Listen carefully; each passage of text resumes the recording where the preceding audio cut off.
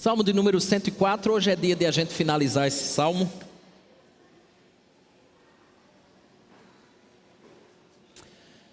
Estaremos concluindo o salmo de número 104, que ao longo de 6 semanas, quase 2 meses aí, a gente peregrinou nele.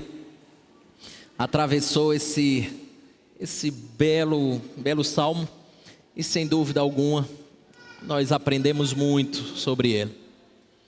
E uma das grandes mensagens desse salmo é que ele revela um ser grandioso, poderoso, sábio, que constrói coisas de maneira bela, que constrói coisas de maneira variada, que mostra que toda a sua criação depende dele, que mostra que toda arrogância é totalmente sem sentido, que mostra que o maior sentido, como eu estava compartilhando isso na última quarta-feira na nossa reunião de oração, tudo o que faz sentido realmente é, como diz uma música do grupo Logos, que a razão está na fé, que o que é mais coerente de nossa parte, à luz de tudo que se apresenta a cada um de nós nesse vasto universo, criado pelo próprio Deus, com tudo que tem, tudo deve nos levar a Ele, à adoração a Ele, a viver para Ele, ao culto a Ele e tudo para Ele. Se a sua vida não convergir para isso, algo vai faltar. Algo não está preenchido como deveria. Meus irmãos, peço licença para que a gente leia pela última vez, pelo menos nessas exposições, o Salmo de número 104, para que a gente tenha um apanhado geral de tudo que a gente tratou. E em seguida nós centramos esforços e atenção do versículo 31 ao versículo número 35, que é a nossa proposta, tá? Diz assim a santa palavra do Senhor: Bendize, ó minha alma, ao Senhor. Senhor, Deus meu, como Tu és magnificente, sobrevestido de glória e majestade, coberto de luz como de um manto. Tu estendes o céu como uma cortina, pões nas águas o vigamento da Tua morada, tomas as nuvens por Teu carro e voas nas asas do vento. Fazes a Teus anjos ventos e a Teus ministros labaredas de fogo. Lançaste os fundamentos da terra para que ela não vacile em tempo nenhum. Tomaste o abismo por vestuário e a cobriste. As águas ficaram acima das montanhas. A Tua repreensão fugiram, a voz do Teu trovão bateram em retirada.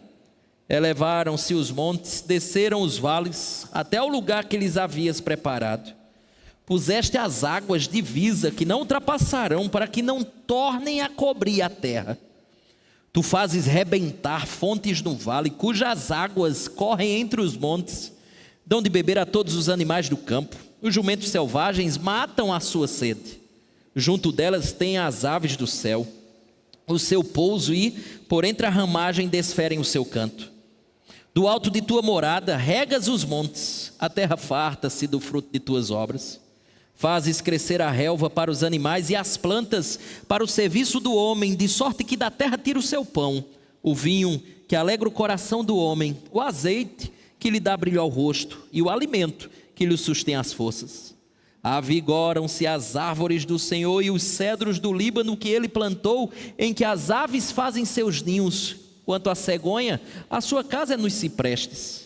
Os altos montes são das cabras montezinhas e as rochas o refúgio dos arganazes. Fez a lua para marcar o tempo, o sol conhece a hora do seu ocaso. Dispões as trevas e vem a noite, na qual vagueiam os animais da selva. Os leõezinhos rugem pela presa e buscam de Deus o sustento. Em vindo o sol, eles se recolhem e se acomodam nos seus covis. Sai o homem para o seu trabalho e para o seu encargo até a tarde. Que variedade, Senhor, nas Tuas obras! Todas com sabedoria as fizeste, cheia está a terra das Tuas riquezas. Eis o mar vasto, imenso, no qual se movem seres sem conta, animais pequenos e grandes. Por ele transitam os animais, melhor, os navios e o monstro marinho que formaste para nele folgar. Todos esperam de Ti que lhes dês de comer a seu tempo. Se lhes dás, eles o recolhem. Se abres a mão, eles se fartam de bens. Se ocultas o rosto, eles se perturbam. Se lhes cortas a respiração, morrem e voltam ao seu pó. Envias o teu Espírito, eles são criados, e assim renovas a face da terra. A partir daqui a nossa exposição. A glória do Senhor seja para sempre. Exulte o Senhor por suas obras. Com só olhar para a terra, Ele a faz tremer. Toca as montanhas e elas fumegam. Cantarei ao Senhor enquanto eu viver. Cantarei louvores ao meu Deus durante a minha vida. Seja-lhe agradável a minha meditação. Eu me alegrarei no Senhor. Desapareçam da terra os pecadores, e já não subsistam os perversos. Bendize, ó minha alma, ao Senhor. Aleluia. Bendito Deus, estamos diante da Tua gloriosa palavra que comunica aos nossos corações de maneira impressionante, haja vista que temos diante de nós um texto que foi escrito há mais de 2 milênios. E de maneira impressionante ele fala aos nossos corações. E é por essa razão que concluímos que esse não é um livro comum, não é um livro como os outros que temos conhecido desde o tempo de escola. Esse é o teu santo livro, é a tua gloriosa palavra, e é por isso que nos reunimos aqui semana após semana. Dentre um dos motivos, este é um, em que estamos reunidos para escutar o nosso Deus falar, o nosso Pai falar, e à luz do que o Senhor revela a nós, pela tua palavra, seguir as tuas ordens, seguir as tuas orientações, corrigir os erros que temos cometido, aprimorar determinadas coisas, atentar para outras, enfim, estamos aqui para escutá-lo. E esse é um pedido que fazemos. Fala, Senhor, aos nossos corações. Fala de maneira clara, fala de maneira que possamos te ouvir de maneira explícita. Logo, nos ajude, porque também passa pelo nosso esforço aqui. O Senhor fala e nós precisamos entender. Abre o nosso entendimento, dá-nos a atenção, não nos permita divagar, seja qual for o motivo, que centremos a atenção na tua palavra e que saiamos daqui ricamente edificados, uma vez que rogamos para que o teu Santo Espírito aplique tua palavra em nós. Assim nós te oramos agradecidos no nome de Jesus. Amém. Meus irmãos, certo dia, um homem foi em uma escola falar sobre Deus. Eu acredito que já devo ter compartilhado isso com os irmãos. E chegando lá na escola, ele perguntou se as crianças conheciam Deus. Elas de imediato, como toda criança ali, responderam imediatamente que sim. Só que ele insistiu com a pergunta e elas disseram: Deus fez a terra, Deus fez o mar, Deus fez o céu, Deus fez tudo. Essa foi a resposta das crianças. Só que aquele homem não estava satisfeito com a resposta dos alunos e ele foi mais longe um pouco. Ele disse assim: como vocês sabem que Deus existe, se vocês nunca viram Deus? E aí a sala ficou em silêncio. Ninguém sabia se falava, se calava, o que argumentava. E o fato é que o Pedrinho, garotinho tímido da sala, acanhadamente levantou o seu braço. E aquele homem viu e disse assim: então você sabe a resposta? Ele disse: senhor, a minha mãe me disse que Deus é como o açúcar. Eu não vejo açúcar dentro do meu leite, mas se a minha mãe não colocar açúcar, eu não tomo meu leite. Deixa eu dizer uma coisa para você. Sem Deus, a vida é amarga. Sem Deus, você perde a doçura da vida. A vida fica intragável. A vida fica amarga. Deus adoça muitas vezes essa vida que é amarga, que é dura de ser vivida, que é difícil de ser enfrentada muitas vezes. E cada um de nós sabe muito bem disso. Das mais variadas experiências que nós temos, nós sabemos dessa realidade. Se não fosse Deus, Queridos irmãos, à luz disso, eu batizei esse meu último sermão no Salmo 104 com o tema Enquanto eu viver. A gente batizou ele com a primeira frase do Salmo 104 que dizia assim, Senhor Deus meu, como tu és magnificente. Fizemos 4 exposições, na verdade, baseado nesse tema. Porque nós entendemos que à medida que o salmista vai discorrendo no Salmo, ele nos conduz ao Deus que é magnificente. Trocando em miúdos, o que ele diz é mais ou menos assim: entenda o que eu estou querendo te dizer, compreenda o que Deus fez, o que Ele é, e conclua exatamente com a frase que eu comecei a lhe dizer: Senhor Deus meu, como tu és magnificente. Leia-se: como tu és majestoso, como tu és glorioso, como tu és encantador, porque todas as obras que eu acabo de descrever, ou que o salmista acaba de descrever, faz com que eu e você cheguemos à conclusão de como Deus é magnificente. E baseado nessa questão, enquanto eu viver, essa é uma oração que eu quero e que espero que você também possa fazer. Enquanto eu e você vivermos nesse mundo, eu tenho só 2 pontos nessa noite a tratar com você. O primeiro deles, o meu desejo é que enquanto você aqui viver, você deseje apreciar a glória desse Senhor. E para isso eu começo à luz do verso número 31, mergulhando aqui para a gente conhecer um pouco mais do que o Salmo tem a nos dizer. Portanto, olhe sua Bíblia, ela está aberta aí com você, me acompanhe. O versículo é o 31, ele diz assim: a glória do Senhor seja para sempre, exulte o Senhor por suas obras. Evidentemente que a glória do Senhor que ele aqui cita é tudo que ele já falou ao longo de todo o Salmo, como nós acabamos de ver.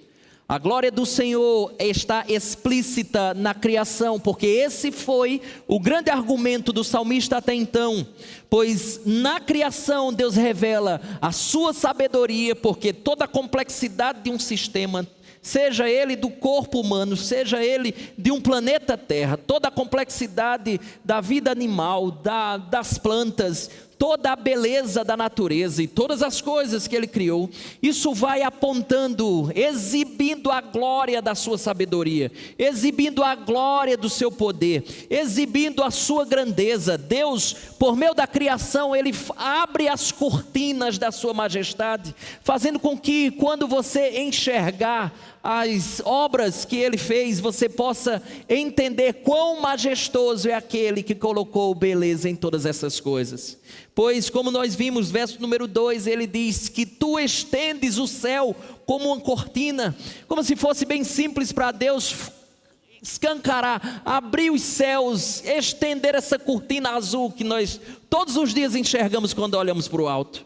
Não apenas isso foi não apenas foi isso que Deus fez, colocando o céu lá em cima, colocando esse vasto pano azul que nós enxergamos, mas como ele disse no verso número 5, Deus também lançou os fundamentos da terra, para que ela não vacile em tempo nenhum, ou seja, foi Ele que deu estabilidade para que essa terra pudesse ser habitável, para que ela não pudesse sucumbir nas mais variadas situações que nós enfrentamos. Deus, como exímio engenheiro que é, muito melhor que meu amigo Jefferson, embora Jefferson seja muito bom, muito melhor do que qualquer pessoa, como um grande engenheiro, ele organizou esse mundo de tal maneira que os seus fundamentos estão estabelecidos e essa terra permanece estável. Ele lançou os seus fundamentos.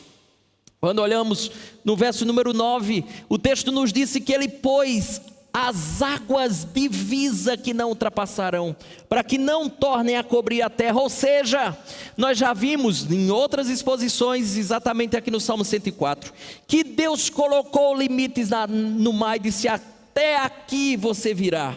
Ele não apenas colocou fundamentos na terra, mas também colocou limites no céu, melhor, nos mares, de modo que, caso contrário, segundo o verso número 9, quando ele diz: puseste as águas divisas que não ultrapassarão, para que não tornem a cobrir a terra. O fato de você, muitas vezes no veraneio ou qualquer dia que for, ficar diante do mar, assim, na praia, e aquelas águas não lhe encobrir a todos quantos estão lá, tão somente é porque Deus estabeleceu um limite para o mar. E é por isso que ele não lhe engole, é por isso que nós não nos afogamos. Verso 11, o texto diz que Deus deu de beber a todos os animais do campo, inclusive os jumentos selvagens matam lá a sua sede. Ou seja, Deus providenciou água para os animais matando a sua sede, mas também providenciou água para mim e para você também. Quando nós chegamos no verso número 14, o texto sagrado disse que ele alimenta os animais bem como os homens. E diante dessa realidade, o que o salmista tenta nos comunicar é que Deus sustenta toda criatura que está aqui debaixo dos céus. Deus sustenta toda criatura que está habitando aqui na terra, mas ele não fica por aí. No verso número 19 ele disse que Deus fez sol e lua, Deus fez lua e sol e estabeleceu as estações, dia, noite. Deus fez todas essas coisas e assim por diante, como já lemos no Salmo de número 104. Logo, qual é a conclusão que o salmista nos traz? Apenas um ser que é poderoso, apenas um ser que é grandioso, apenas um ser que é majestoso, apenas um ser que é sábio seria capaz de uma obra tão estupenda, tão magnífica, tão formidável, como essa que estamos diante dos nossos olhos a enxergar todos os dias. E aí ele deixa claro, a glória do Senhor está presente em cada obra de suas mãos. Olhe para as plantas, olhe para os animais, olhe para as flores, olhe para o céu, olhe para a terra. Para onde você olhar, você pode enxergar o próprio Deus lá presente. Essa era uma das frases que Spurgeon falava. Ande pela natureza e em cada folha verde enxergue Deus. Ele ali se revela. Verso 31, ele diz, a glória do Senhor seja para sempre. Ou seja, a sua existência, o que a gente chama dos seus atributos, né? Poder, sabedoria, verdade, santidade, onisciência, onipresença, onipotência, enfim, todos os seus atributos, o seu caráter, a sua majestade, as suas obras asseguram que ele continuará sendo glorioso para todo sempre. É isso que o salmista está tentando nos dizer. E isso durará, ela durará por toda a eternidade na adoração nossa dos santos e na adoração dos anjos. Portanto, uma das coisas que ficam claras aqui, a glória nossa dos homens ela é efêmera, porém a glória de Deus ela é eterna. As criaturas mudam, mas o Criador jamais, ele é imutável, e por isso que ele é glorificado aqui, honrado aqui, louvado aqui e será para todo sempre, porque ele permanece de maneira como ele iniciou toda a história. Em seguida, o salmista nos mostra o prazer de Deus em suas obras. Se não, veja, estou no final do versículo do número 31, quando ele diz assim, ó: exulte o Senhor por suas obras. Aqui penso eu que o salmista está fazendo uma menção ao livro de Gênesis, quando Deus olha com prazer para a sua obra terminada. Lembra quando Deus fez assim, ó? Criou todas as coisas, capítulo número 1. Animais, homens, verso 26, façamos o homem a nossa imagem e semelhança. Deus faz tudo aquilo ali. No capítulo número 1, e no fim ele diz: viu Deus tudo quanto fizera, e eis que era muito bom. O Senhor regozija-se em suas obras, tal como ele fez no início da sua criação. Deixa eu dizer uma coisa para você. Esse negócio parece ser meio louco, mas Deus se regozija em uma aranha criando as suas teias, pois foi Ele que bolou essa coisa de teia. Deus se regozija com o movimento dos cometas, indo de lugares para lugares que você não sabe nem qual é. Deus se regozija nos milhões de células que compõem o seu corpo. Deus se alegra, se regozija na beleza da borboleta, no beija-flor que extrai o néctar das flores, na inofensidade do Shih Tzu, aquele cachorrinho pequenininho que não fera ninguém. Deus exulta na resiliência do pinguim. Presta atenção, pare de achar que o mundo é só a seu respeito. Deus se regozija na sua obra criada. Outra coisa interessante é que nesse versículo ou que este versículo está escrito de uma maneira extremamente entusiasmada, pois não apenas Deus exulta, mas o salmista também exulta ao contemplar as obras do Senhor, e ele sente, aqui eu vou arriscar, ele sente que o próprio Criador deve ter sentido um prazer indescritível ao exercer tanta sabedoria, ao exercer tanta beleza, ao exercer tanto poder. E nisso nós temos uma lição, eu penso que é preciosa. Não foi sem propósito que Deus tenha belamente criado este mundo. A gente já falou que Deus poderia ter feito tudo no preto e branco. A gente já falou que Deus, semana passada, que Deus poderia ter criado só um tipo de comida. Que Deus poderia ter feito todo mundo com o mesmo rosto, com o mesmo corpo. Mas não foi assim que ele fez. Ele colocou uma pancada de coisas para que esse mundo seja desfrutado da melhor maneira possível. Ele deu beleza às rosas, colorido aos animais. Trabalhou na nossa formação, de modo que ninguém é igual a ninguém. Mas, volto a dizer, não foi sem propósito que Deus tenha belamente criado esse mundo.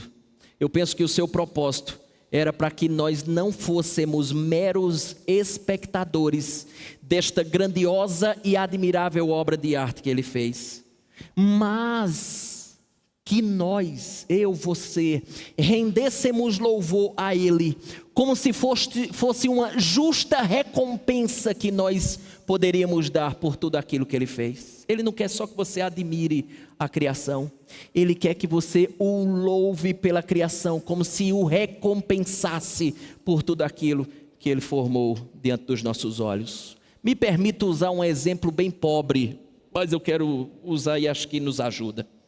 Lembra do dia que você foi ao teatro?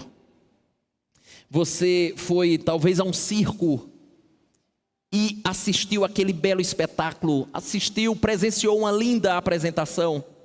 O que é que as pessoas fazem no final? Geralmente as pessoas aplaudem no final. E quando o espetáculo é muito, muito, muito, muito bom, o que é que eles fazem? Ninguém se aguenta sentado. É digno de honra levantar-se e aplaudir de pé. É isso. Louvemos a Deus, reconhecendo em máximo apreço o espetáculo da sua produção de arte. É nisso que ele fala de não sermos meramente espectadores. Pule para o verso 32, ele diz o seguinte: ele diz, com só olhar para a terra, ele a faz tremer, toca as montanhas e elas fumegam. Meus irmãos, o Senhor exibiu impressionantemente o seu poder nas coisas criadas, na sua criação, como já destacamos. Porém, em sua insatisfação com ela e com os seus habitantes, Ele é capaz de usar esse mesmo poder que criou todas essas coisas, Ele é capaz de usar esse mesmo poder para destruir essas coisas. Logo, a própria existência da criação depende do favor contínuo desse homem, desse ser que criou todas essas coisas. Pelo que basta, segundo o verso número 32 nos informa, que basta seu olhar para fazer a terra tremer, basta o seu toque nas montanhas para fazerem elas pegarem fogo. Mas não apenas, presta atenção, Deus pode fazer isso para destruição. Se você lembrar de uma ocasião, todo o Sinai, o Monte Sinai fumegava quando o Senhor desceu sobre ele, porque a sua presença gloriosa abala a natureza. Ele parece aqui fazer menção a terremotos e a vulcões. Se não, veja, ele diz, com só olhar para a terra, o que é que ele diz? Ele a faz tremer. Ele a faz tremer. Ela treme porque Ele a faz. Toca as montanhas e elas fumegam. O que ele está dizendo é que a causa direta disso aqui acontecer é Deus olhando e tocando.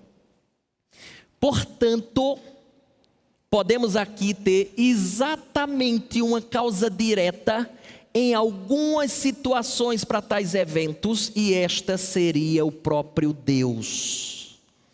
Note que coisa impressionante, isso aqui me permita a ênfase, repetir. Verso número 32 diz, só olhar. Verso 32, toca.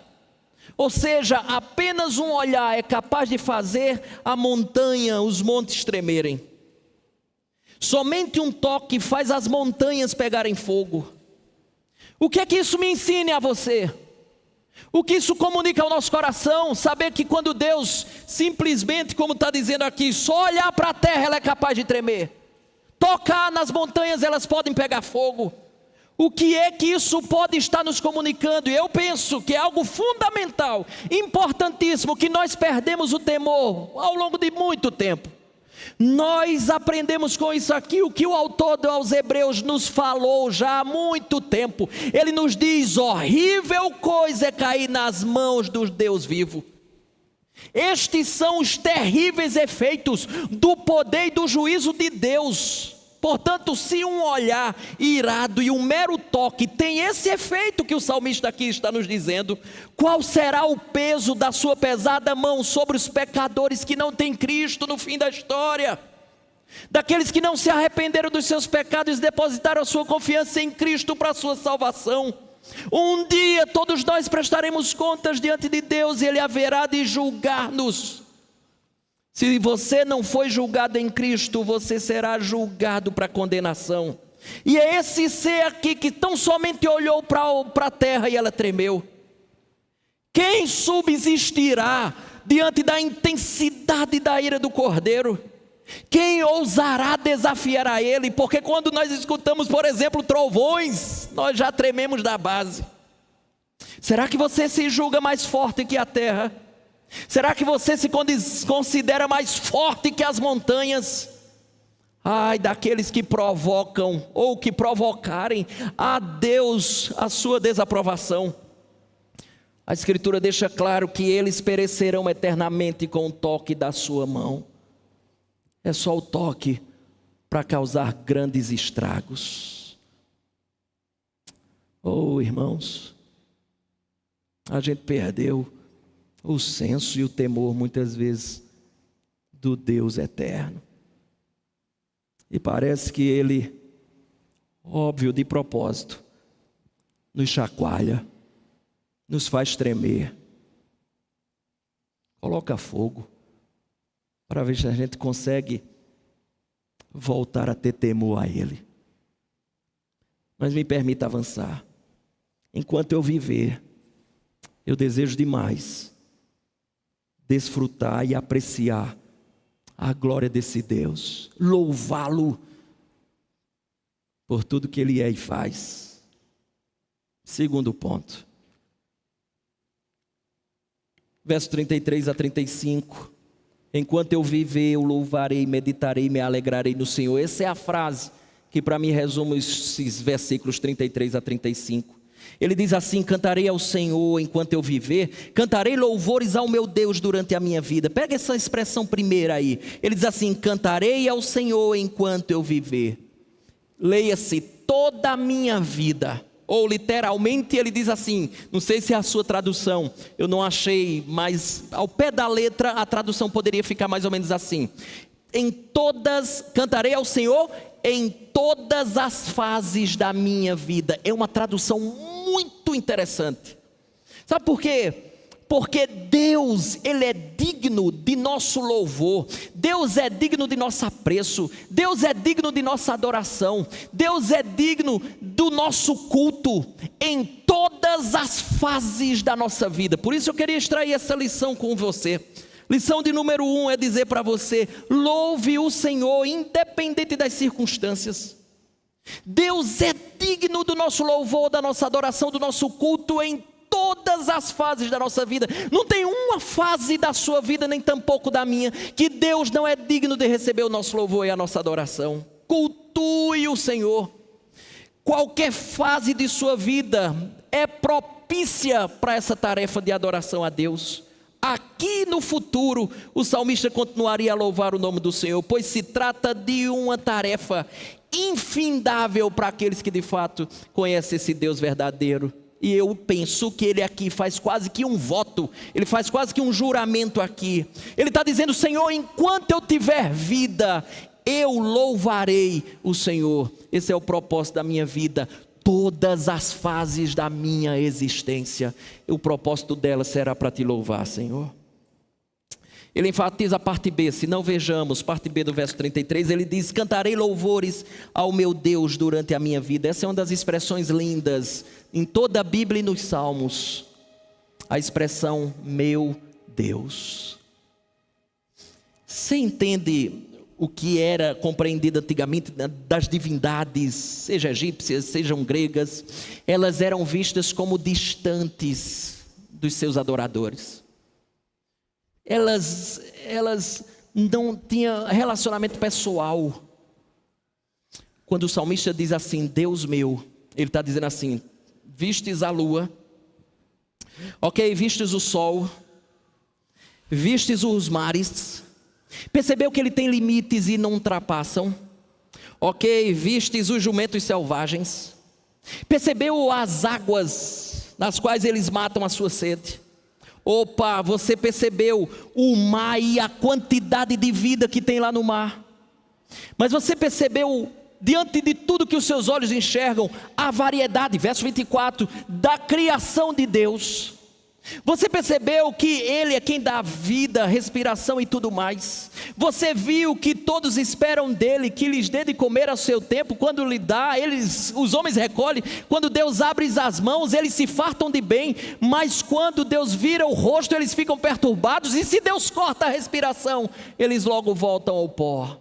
Você percebeu que esse ser que eu acabo de revelar para você é o ser soberano sobre todo esse universo, porque foi Ele mesmo que criou? Sabe qual é a boa notícia? Ele não é apenas o Criador distante, Ele é o Deus meu.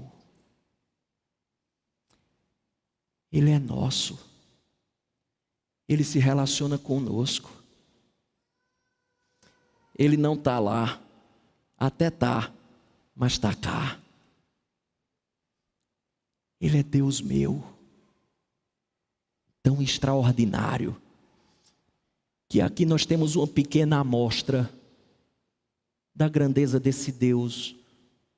Essa quantidade de pessoas que nós temos aqui, e se porventura todos nós fizéssemos nesse mesmo instante uma oração, e combinássemos que fosse distintos os nossos pedidos, esse grande ser, que isso aqui não é nada para ele, saberia muito bem o pedido, saberia muito bem a pessoa, e sabe muito bem se concede ou não, sem confundir A com B, C com D. Ele é nosso, Deus meu. Portanto, nós devemos a Ele nossa vida, porque nós dependemos dEle para nossa sustentação e continuação dela. Portanto, enquanto tivermos vida, a atitude mais sensata do ser humano é louvar aquele que nos sustenta e faz com que nós continuemos a existir nesse vasto mundo. Esta é uma das belas maneiras de nós expressarmos gratidão. É quando nós cantamos louvores a Ele, por entendermos que a nossa vida depende totalmente dEle. Salto para o verso 34, ele diz: seja-lhe agradável a minha meditação, eu me alegrarei no Senhor. Esta meditação é o quê? O salmo é a meditação, é sobre o Senhor e suas obras. É sobre olhar para o sol, para a lua, para o mar, para os animais, para as plantas, para o ar que respiro, para o sustento que tenho, para o pão que como.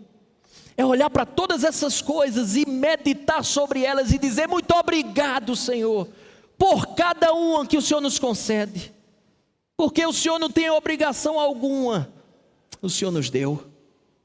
E isto aqui, irmãos, é muito interessante. Sabe por quê? Porque é exatamente isso que nós estamos fazendo aqui nesse momento, é meditar sobre a pessoa e a obra de Deus. E o salmista está dizendo assim: Senhor, que isto lhe seja agradável. Sabe qual é a implicação impressionante disso aqui? É que se nós formos fiéis na meditação do Senhor, através da sua palavra, tivermos comprometimento em falar dela como Deus tensionou falar, essa meditação que nós estamos fazendo agora é agradável a Deus. Deus tem prazer no que nós estamos fazendo aqui nesse exato momento, apesar de termos tantas outras pessoas fazendo a mesma coisa no momento como esse. Deus tem deleite em pessoas que meditam da maneira adequada na sua pessoa e nas suas obras. Portanto, eu não sei se isso mexe com você, mas comigo mexe. Saber que Deus se agrada do que aqui estamos fazendo num momento como esse. Mas não apenas isso, tal meditação gera algo especial em nós. Se não, veja, eu estou no verso 34 ainda, ele diz assim, ó: eu me alegrarei no Senhor. Meus irmãos, ao examinar as suas obras e pensar na sua pessoa, a alegria enche, ou deve encher o meu coração. Para a mente que medita, cada pensamento a respeito de Deus é repleto de alegria. Cada um dos atributos divinos é uma fonte de alegria. E você sabe muito bem disso, que quando você está passando por determinadas experiências da vida e o poder de Deus se manifesta, e Ele muda quadro, Ele transforma a situação, Ele, de alguma forma, Ele muda aquele contexto. Como é que você fica? Feliz demais. Você está meditando no poder de Deus. Não só quando Ele se revela, agindo ou intervindo com as suas intervenções nesse mundo, mas o que nós estamos fazendo aqui causa deleite para Ele. E aqui eu quero pontuar uma coisa que eu acho que é importante. Enquanto outros têm prazer em outras coisas, o salmista está dizendo assim: eu me alegro no Senhor. Tem muita coisa boa por aí. E tem muitas pessoas que estão se alegrando e desejosas de se alegrar nas coisas. A gente tem total liberdade para ter deleite nas coisas que Deus criou. É até uma maneira de nós valorizarmos a sua criação. Mas cá para nós, a grande alegria da nossa vida é exatamente o que ele diz aqui no verso 34. Eu me alegrarei no Senhor. Aqui reside o ensino lindo. É que a nossa alegria não reside em outra coisa de maneira plena, senão nele. Você percebeu isso? Isso é muito comum. O que é que a gente pensa? Nós pensamos, se alcançarmos algumas coisas na vida, nós teremos alegria plena. É ou não é assim? Se eu passar no concurso que eu tanto sonho, eu vou ser feliz. Se eu casar com a pessoa que eu tanto quero, serei feliz. Se eu constituir uma família, serei feliz. Se eu me relacionar ou satisfazer certos desejos do meu coração, serei feliz. Se eu for bem profissionalmente ou academicamente, como tanto sonhei, minha felicidade está aí. Besteira sua, bobagem sua. E sabe quem nos mostra isso? Quem nos mostra isso são os homens que alcançaram o que você deseja muitas vezes alcançar para ser feliz. Tem tanta gente que alcançou riquezas. Tem tanta gente que alcançou todo o poder que esse mundo pode dar. Tem tanta gente que alcançou fama e teve tudo que o seu coração queria. Findou. Como por exemplo um homem chamado Ernest Hemingway. Famoso homem, ganhou prêmios nos Estados Unidos, prêmio Pulitzer para grandes obras, por exemplo, da literatura. Esse homem deu palestras em tudo que é lugar, reconhecido mundialmente, século passado. No fim da vida, deixa um bilhete que dizia assim: a vida é uma sucessão de coisas ruins uma atrás da outra. Mas espera aí, Ernest Hemingway tinha fama, poder, dinheiro, mulheres, mas isso não traz a alegria que você pensa que traz. Ele deixa o bilhete e tira a própria vida, porque só há um que pode nos dar a alegria que de fato preenche. Só Deus. Por isso que o grande ensino, lindo ensino aqui é dizer para você que nossa, sua, minha alegria reside nele. Todas as nossas alegrias centram-se nele e nele elas são plenas. Agora olhe que coisa interessante, preste atenção. Compare o verso 34 com 31, preste atenção, verso 31, observe uma coisa aqui, nessa comparação. Ele diz, a glória do Senhor seja para sempre. É o que ele diz? Exulte o Senhor por suas obras, ou se alegre o Senhor por suas obras. Agora verso 34, o que é que ele diz no final? Eu me alegrarei no Senhor. Nós temos aqui uma coisa linda, irmãos. Nós temos aqui o prazer e o deleite mútuos e recíprocos entre Deus que é louvado e a alma que o louva. E nesta obra, nada mais excelente poderá ser procurado pelo homem do que a obra de louvar a Deus. Porque ele se alegra na alma que o louva. E a alma que o louva se alegra no louvor prestado. Por isso que o autor aos Hebreus disse assim, Hebreus 13:15, por meio de Jesus, pois ofereçamos a Deus sempre sacrifício de louvor, que é o fruto de lábios que confessam o seu nome. Portanto, o que ele está tentando nos mostrar é que a vida de um verdadeiro servo do Senhor, que está aqui dentro do Salmo 104, revelada aqui no autor de Hebreus, que a nossa vida é uma vida totalmente voltada para o seu louvor. E leia-se louvor a Deus, não somente nos cânticos que entoamos agora há pouco. Lembre no louvor a Deus, numa vida que honra o Deus que nós servimos. E Deus se alegra com isso. Salto para o verso 35 e a gente encerra. Desapareçam da terra os pecadores, e já não subsistam os perversos.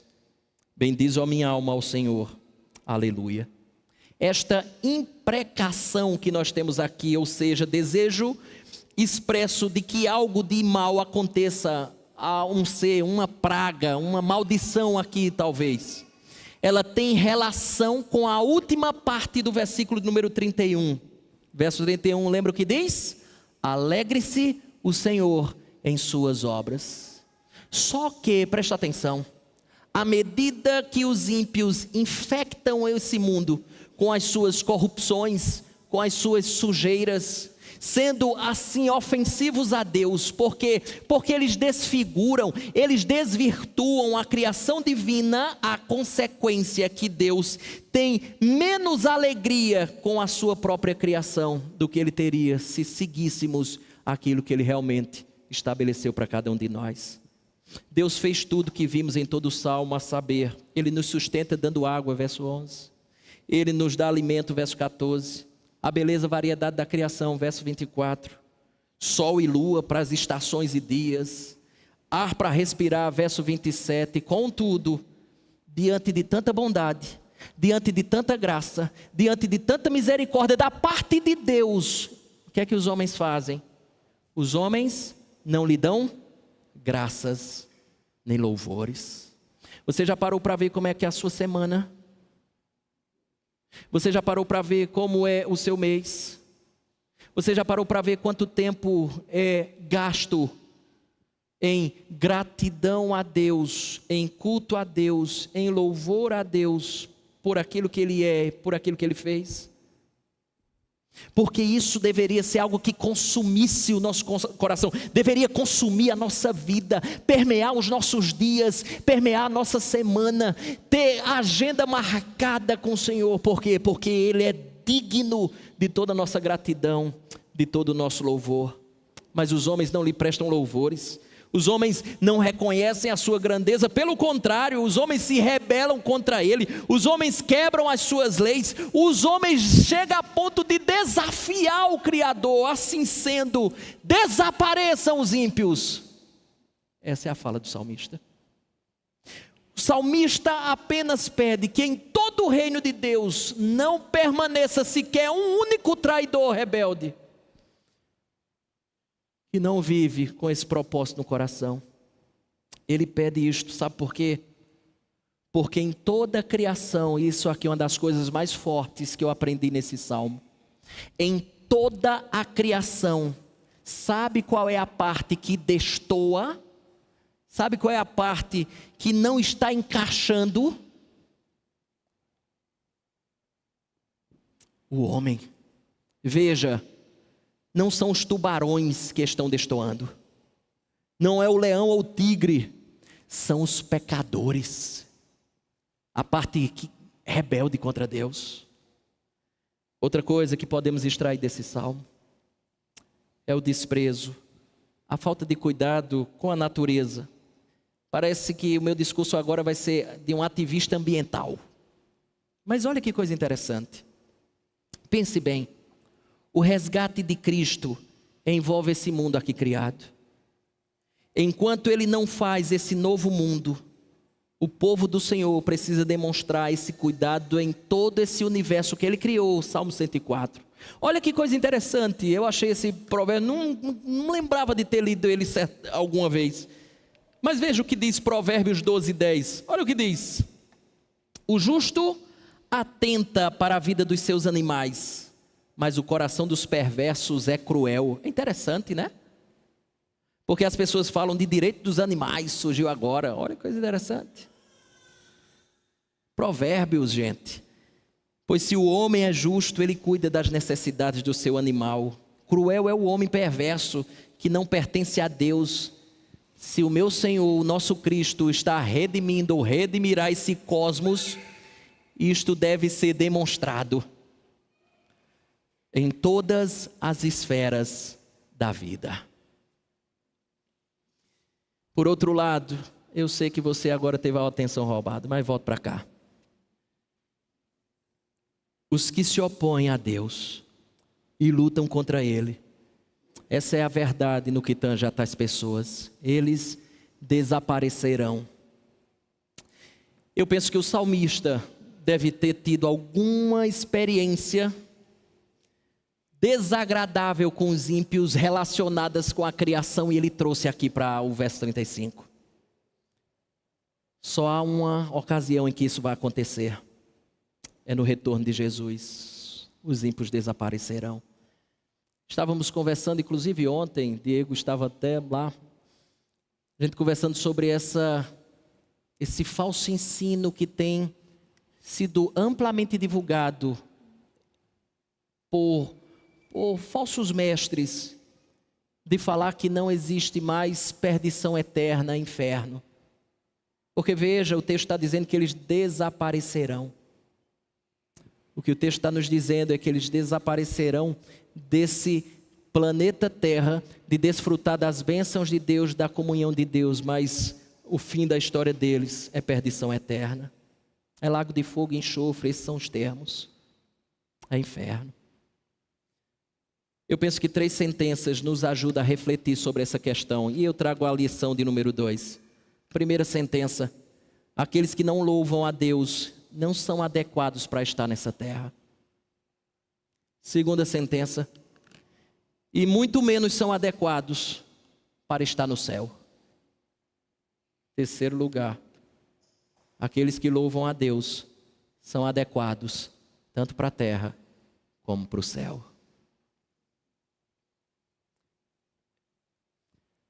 Me escute, por favor. Você louva a Deus, isto é, não só canta hinos a Deus. Você louva a Deus, entenda, você vive para Deus, para o louvor a Deus. Caso não, o que lhe convence que você vai para o céu? Qual a persuasão que você tem?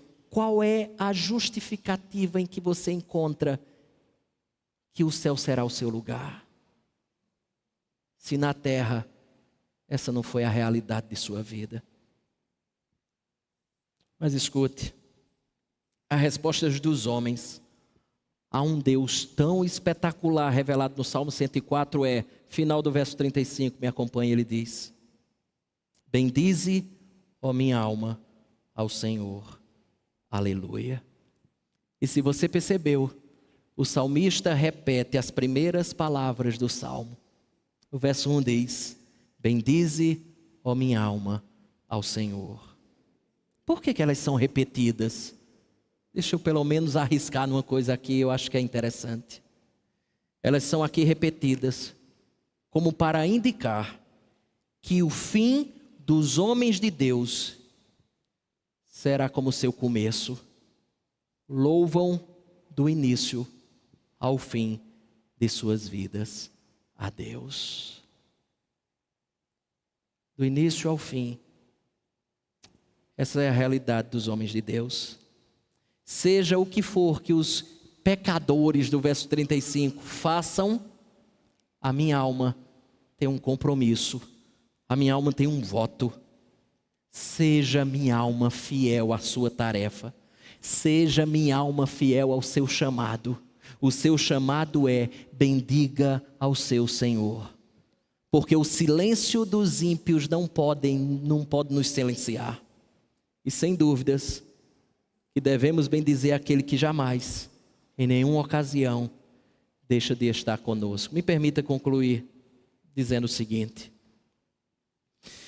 se você pega o Salmo por completo, ele é recortado. Verso 1 a 9, o salmista descreve o poder de Deus, a grandeza de Deus, a majestade de Deus na criação. Verso 10 a 18, o salmista fala sobre o amor de Deus em sustentar os seres que estão aqui na terra, todos eles. Quando você chega do verso 19 a 23, fala sobre uma ordem, uma organização nesse mundo, e é Deus como um grande maestro que vai regendo tudo nesse mundo cá de baixo. Verso 24 a 30. Revela a dependência de toda criatura, especialmente do homem, bem como entender que seu sustento vem de Deus. Verso 31 a 34. Ele fala que o louvor a ele deve ser dado como reconhecimento de tudo que ele é, bem como de tudo que ele faz. O que é que isso tem a ver conosco? Eu encerro com uma história que certa vez li e achei muito interessante. A história é a seguinte: conta que há muitos anos, alguns garimpeiros estavam há meses à procura de ouro numa determinada região. Só que certo dia, o tão esperado dia chegou. Aqueles homens encontraram ouro. Quando um deles encontrou, eles ficaram literalmente loucos. Saíram um dizendo para o outro: encontramos ouro, encontramos ouro. Eles ficaram loucos porque eles ficaram ricos. Trabalharam muito e rapidamente eles já haviam extraído uma boa quantidade de ouro. No entanto, como eles estavam numa região afastada, a comida e a água estavam acabando e eles precisavam ir à cidade buscar mantimentos. Eles concordaram na seguinte questão. Eles disseram assim: nós buscamos água e alimento, mas temos que fazer um pacto aqui. Ninguém pode falar que nós encontramos ouro. Não podemos dizer a ninguém, porque senão nós teremos complicações. As pessoas vão querer também vir aqui, vão querer pegar o nosso ouro. E conta a história que assim fizeram. Foram para a cidade buscar mantimento. Quando eles pegaram os mantimentos e estavam voltando para o campo, um grupo de homens juntaram-se a eles e estavam prontos, dispostos a segui-los. Aqueles homens que acharam ouro disseram assim: o que é que vocês querem? A turma respondeu: nós queremos ir com vocês. Vocês encontraram ouro. Os que encontraram ouro ficaram meio que perturbados, sem saber quem foi que soprou, quem entregou que eles encontraram ouro. E eles disseram assim: quem lhes contou isso? Aqueles homens disseram o seguinte: ninguém contou. As vossas caras, os vossos rostos mostram isso. Deixa eu dizer uma coisa para você. Saber do poder, da grandeza e majestade de Deus na criação, do seu amor que nos sustenta e a todos os seres dessa terra. Saber que Ele governa absolutamente tudo, de que eu e você dependemos dEle, o nosso sustento vem dEle, que o louvamos, o cultuamos como reconhecimento do que Ele é e faz, que no fim teremos a destruição final do mal, verso 35, e o estado de felicidade eterna, para sempre com Deus, para sempre com Cristo. Meus irmãos, saber e viver à luz disso é o tesouro da vida. Isso é o que faz o nosso rosto brilhar, em meio a coisa que nos ofusca o brilho aqui nessa terra. Saber que o ser que fez toda a natureza, céus e terras, seres gigantes e microscópicos, simples e complexos, que governa tudo, sustenta tudo e no fim da história eliminará todo o mal. Saber que este mesmo ser é o meu Pai e saber que Ele resolveu fazer de mim filho dEle, isso vale mais do que todo o ouro que a terra possa nos dar.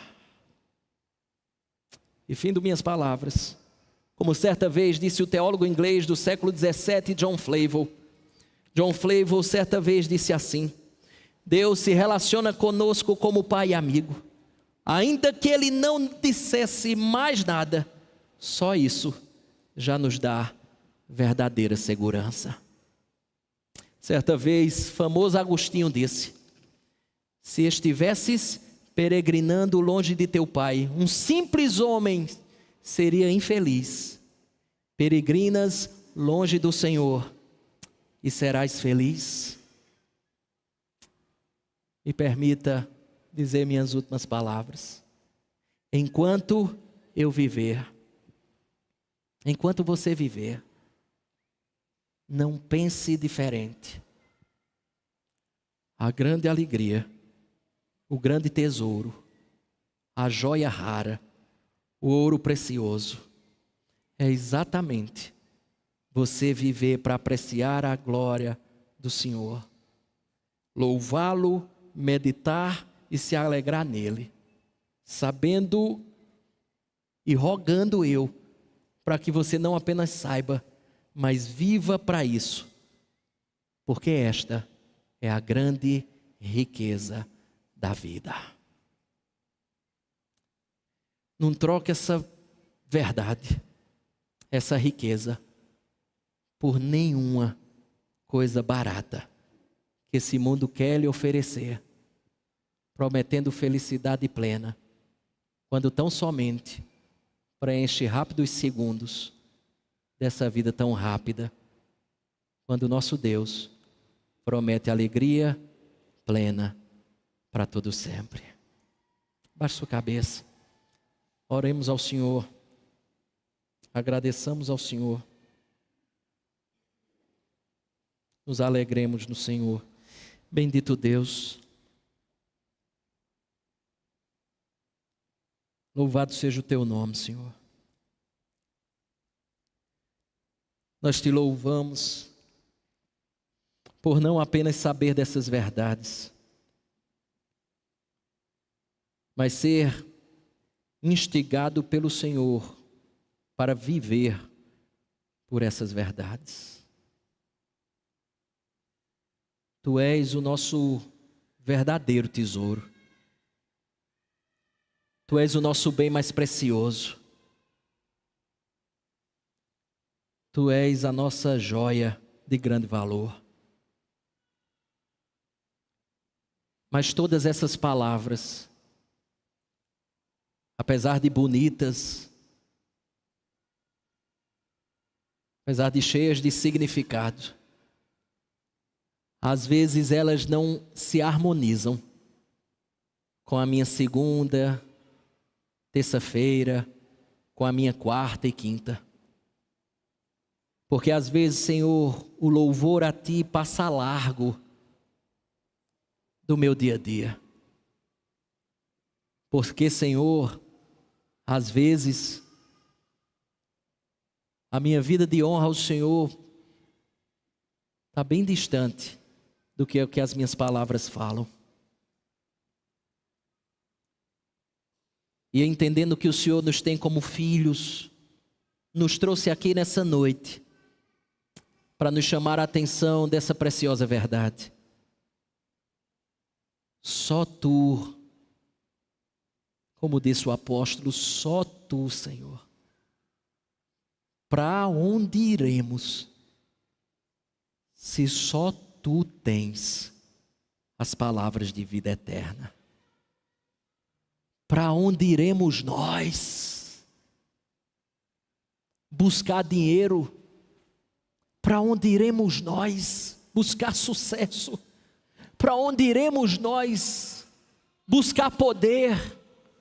Para onde iremos nós? A resposta é: iremos para o Senhor, porque só em Ti há alegria verdadeira, porque só em Ti há deleite, porque só em Ti há satisfação plena. Perdoe-nos quando Te trocamos, Senhor, por coisas fúteis, por coisas pequenas, por coisas que não são dignas. Ajude-nos a, na nossa agenda semanal, de domingo a domingo, estejas como centro da nossa adoração, do nosso louvor, da nossa vida, do nosso culto, para que sim, faça todo sentido o que acabamos de dizer, que Tu és o nosso tesouro, que Tu és a nossa riqueza, que Tu és a nossa joia de grande valor. Perdoa os nossos pecados, aguça a nossa fome por Ti, aumenta a nossa sede pelo Senhor, e que estas verdades inundem o nosso coração, transformando a nossa vida, o nosso dia a dia. Nós assim Te louvamos, agradecidos no nome do nosso Senhor e Salvador Jesus Cristo. Amém e amém. Não sei se o nosso grupo de louvor está aí, eu queria convidá-los a vir aqui.